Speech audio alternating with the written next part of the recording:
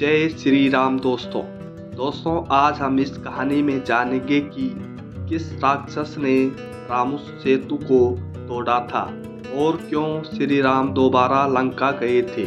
दोस्तों, लंका का स्वर्णमय राजमहल युद्ध के बाद थका हारा पड़ा था।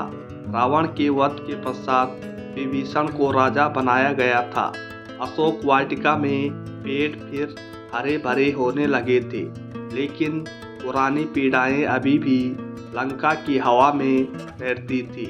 श्री राम, लक्ष्मण, सीता, हनुमान और समस्त वानर भालू सेना अयोध्या लौट चुके थे, परंतु हर कहानी का अंत शांत नहीं होता। कभी कभी कुछ पुरानी आगे भड़कने के लिए एक चिंगारी तलाशती रहती है। इसी लंका में था सुबेल नाम का एक राक्षस, रावण का अनुयायी, परंतु उतना प्रसिद्ध नहीं था। सारस और नील की तरह वह युद्ध में महामानवों का सामना करने योग्य नहीं था, लेकिन उसकी चालाकी और विद्या विशेष थी। दोस्तों, कहा जाता था कि सुबेल समुद्र मंत्रों का ज्ञानी था। वह ज्वार भाटे की चाल पढ़ सकता था, हवाओं को मोड़ सकता था और समुद्र में छिपे प्राचीन नागों और जल जीवों से बात भी कर सकता था। रावण की मृत्यु के बाद सुबेल की आत्मा बदला लेने को मचल रही थी। उसकी एक ही जिद थी, राम ने मेरे स्वामी को मारा है, लंका की हार का बदला लेना मेरा धर्म है। लेकिन विभीषण के राज्य में वह अपने मन की बात खुलकर नहीं कह सकता था। विभीषण धर्मप्रिय थे और राम के परम भक्त भी थे, इसलिए सुबेल छिपा कर अपने बदले की अग्नि को बढ़ाता रहा। एक रात वह समुद्र तट पर पहुंचा, जहां लहरों के बीच दूर क्षितिज में फैला था राम सेतु। वह सेतु जिसे श्री राम की सेना ने समुद्र पर पत्थरों को तैराकर बनाया था। वह सेतु जो राम भक्त नल नील की अद्भुत शक्ति का परिणाम था, जहां से वानर सेना चलकर लंका पहुंची थी। सुबेल ने जब उस सेतु को देखा तो उसकी नसें गुस्से से भर उठी। यही वह मार्ग है जिससे राम आए थे। यही सेतु लंका के गर्व को ढूंढ लाया था। पहले इस सेतु का अंत होगा, फिर राम का। उसने समुद्र के देवताओं को पुकारा, पर समुद्र ने उत्तर दिया है, राक्षस, यह सेतु धर्म की स्थापना के लिए बना है।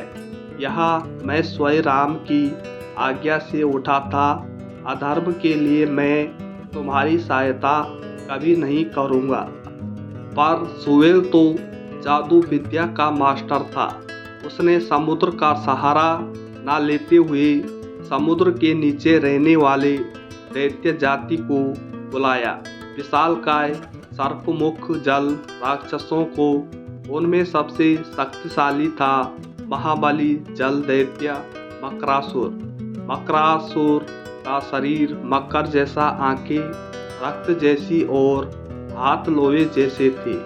उसके उठने से समुद्र की लहरें चक्रवात पैदा कर देती थी। सुबेल ने वही शक्ति चुनी। समुद्र के लहरें भयानक गर्जना करने लगी। जल गर्भ से एक विशाल आकृति उभरी। समुद्र कांप उठा। मकरासुर ने अपनी विशाल आंखें खोली। कौन है जो मुझे नींद से जगा कर लाया है? सुबेल ने झुककर कहा, हे महासमुद्र के दैत्य, मेरे स्वामी रावण के वध का बदला लेना मेरा धर्म है। राम सेतु को तोड़ दो, राम की विजय का परिणाम मिटा दो। मकरासुर हंसा, जो समुद्र पर बना है वह समुद्र में ही समा सकता है। आज से इस सेतु का नाम निशान नहीं रहेगा। उस रात समुद्र में भयंकर तूफान उठा। लहरें पहाड़ों जैसी ऊंची हो गई।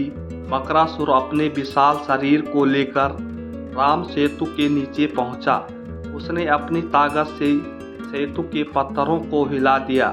उसके दैत्य बल ने समुद्र तक से पत्थरों को उखाड़ना शुरू कर दिया।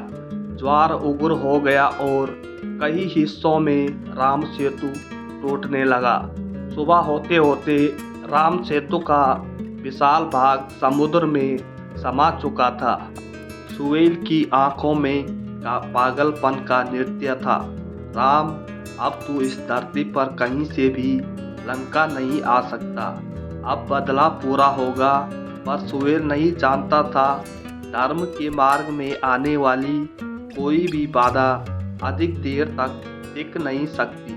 अयोध्या में सब शांत था। राम राज्य की स्थापना हो चुकी थी। प्रजा सुखी थी। परंतु अचानक एक दिन अजीब ऊर्जा का कंपन अयोध्या की नगरी में फैला। हनुमान ने राम के सामने आकर कहा, प्रभु, समुद्र से विचित्र संकेत आ रहे हैं। मुझे लगता है कि कोई अशुभ घटना घटी है। राम ध्यान में बैठे थे। उनकी आंखों में समुद्र का दृश्य उभर आया। राम सेतु का टूटना। श्री राम ने गहरी सांस ली। सेतु टूटा है। यह किसी सामान्य घटना का परिणाम नहीं हो सकता। कोई अदृश्य शक्ति लंका से सक्रिय है। लक्ष्मण बोले, भैया, यदि सेतु टूटा है तो अवश्य कोई षड्यंत्र है। हमें इसकी जांच करनी होगी। हनुमान ने तुरंत कहा, प्रभु, अनुमति दे, मैं अभी लंका उठकर आता हूँ। लेकिन राम ने हनुमान को रोका, नहीं, इस बार मुझे स्वयं लंका जाना होगा। विभीषण हमारे भाई है। उन्हें भी हमारे मार्गदर्शन की आवश्यकता है। राम का यह निर्णय सुनकर सभा में हलचल मच गई। एक बार फिर श्री राम का द्वितीय लंका गमन निश्चित हो चुका था। इस बार की यात्रा वैसी नहीं थी जैसी पहली बार थी। पहली बार राम वनवास में थे, सेना थी, संघर्ष था। परंतु इस बार वे राजा थे, धर्म के संरक्षक थे। अयोध्या की प्रजा ने कहा, प्रभु, हम सब आपके साथ चलेंगे। पर राम ने मुस्कुराकर कहा, धर्म के कार्य के लिए एक राजा को हमेशा संयमी और संतुलित रहना चाहिए। मेरे साथ केवल आवश्यक जन ही जाएंगे। हनुमान, लक्ष्मण, जामवंत, सुग्रीव और विशेष वानर सेना तैयार की गई और फिर श्री राम ने अयोध्या के सिंहासन को छोड़ा और समुद्र की ओर चल पड़े। जैसे ही श्री राम समुद्र तट पर पहुँचे, उन्होंने देखा जहाँ कभी भव्य राम सेतु खड़ा था, अब वहाँ लहरें दीवारों की तरह आ जा रही थी। राम ने समुद्र देव को पुकारा, हे वरुण, यह सेतु धर्म के लिए बनाया गया था। यह क्यों टूटा? किसने इसे नष्ट किया? समुद्र देव प्रकट हुए। उनके स्वर में करुणा थी। प्रभु, यह मैंने नहीं किया। यह सुहेल नामक राक्षस का षड्यंत्र है। उसने मकरासुर को जगाकर आपके सेतु का विनाश कराया है। मैं आपको सत्य बताने की सिवाय कुछ नहीं कर सकता। राम की आंखों में तेज दमका। अधर्म का अंत फिर आवश्यक हो गया है। हनुमान तुरंत समुद्र में कूद पड़े। वे गहरे जल में उतरे। वहाँ मकरासुर अपने दैत्य दल के साथ मिलकर समुद्र में और उथल पुथल मचाए हुए था।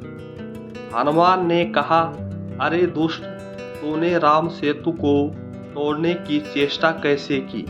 मकरासुर ने चुनौती भरे स्वरों में कहा, मैं महासमुद्र का राजा हूँ।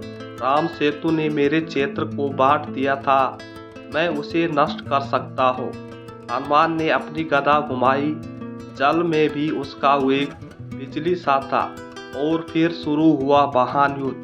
समुद्र की लहरें उठने लगी। जल जीव भयभीत होकर भागने लगे।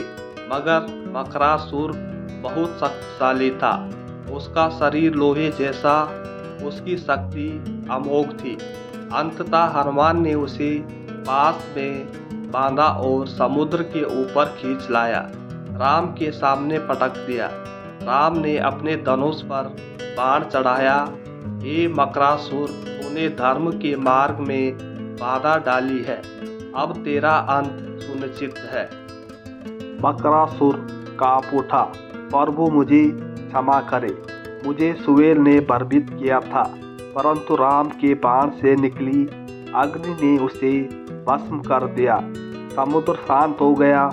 सुहेल को जब मकरासुर के वध का समाचार मिला, वह तिलमिला उठा। वह लंका में अपने गुप्त गुफा में मंत्र पढ़ने लगा। मैं स्वयं समुद्र में जाऊंगा, राम को इस बार लंका आने नहीं दूंगा। पर राम ने लंका पहुंचते ही उसे ढूंढ लिया। सुहेल का सामना स्वयं श्री राम से हुआ। सुहेल ने काले बादलों का आवरण खड़ा किया। अदृश्य होने के मंत्र पढ़े पर राम का एक ही बाण उस सारे जादू को चीर गया। सुहेल गिर पड़ा, उसकी आंखों में हैरानी थी। राम, तुमने मेरा स्वामी रावण छीन लिया, अब मैं भी जा रहा हूँ।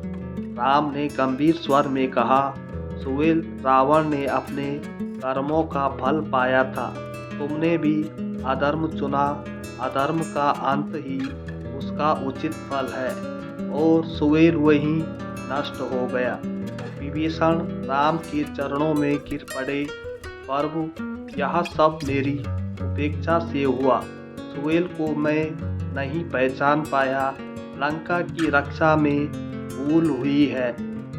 राम ने विभीषण को उठाया। हे विभीषण, जिसके घर में धर्म हो, वहाँ कभी कभी अधर्म अपना सिर अवश्य उठाता है, परंतु जब धर्म सच्चा हो तो अधर्म स्वयं नष्ट हो जाता है। तुम्हें दोषी नहीं बल्कि सतर्क रहना चाहिए। लंका एक बार फिर राम के आशीर्वाद से सुरक्षित हो गई। सुग्रीव, नल, नील और जामवंत समुद्र तट पर जुटे। नल नील ने राम से कहा, प्रभु, यदि आपकी अनुमति हो तो हम पुनः सेतु का निर्माण कर दे। पहले हमने समुद्र के उपकार से इसे तैयार करा था, इस बार आपकी कृपा से यह और भी भव्य होगा। राम मुस्कुराए, सेतु की आवश्यकता अब वैसी नहीं है जैसी पहले थी, परंतु इसका अस्तित्व धर्म के इतिहास का परिणाम है, इसलिए इसका पुनर्निर्माण आवश्यक है। नल नील ने मंत्र पढ़े, हनुमान पर्वत उठाकर लाए, वानर सेना ने पत्थर सजाए, समुद्र देव ने ज्वार को शांत रखा और कुछ ही दिनों में नया राम सेतु फिर से खड़ा हो गया। इस बार वह अधिक शक्तिशाली, अधिक स्थायी, अधिक दिव्य था। कार्य पूर्ण हुआ। विभीषण ने श्री राम को प्रणाम किया, प्रभु, लंका आपके चरणों में है, कभी भी हमारे राज्य पर संकट आएगा, हम आपकी शरण लेंगे। राम ने कहा, धर्म की रक्षा राजा का प्रथम कर्तव्य है। धर्म का साथ देते रहोगे तो कोई तुम्हें पराजित नहीं कर सकेगा। श्री राम, लक्ष्मण और हनुमान अयोध्या लौट आए। प्रजा ने उनका स्वागत किया और राम राज्य में फिर से शांति फैल गई, क्योंकि जब भी अधर्म उठता है, धर्म उसका अंत करने अवश्य आता है। तो दोस्तों, सुहेल नामक एक राक्षस ने मकरासुर के माध्यम से राम सेतु को तोड़ा था, इसलिए श्री राम इस षड्यंत्र को समझकर दूसरी बार लंका गए थे। दोस्तों, आज की कहानी सुनकर आपको कैसा लगा, कमेंट में बताएं और हमारे चैनल को सब्सक्राइब करना ना भूलें। धन्यवाद।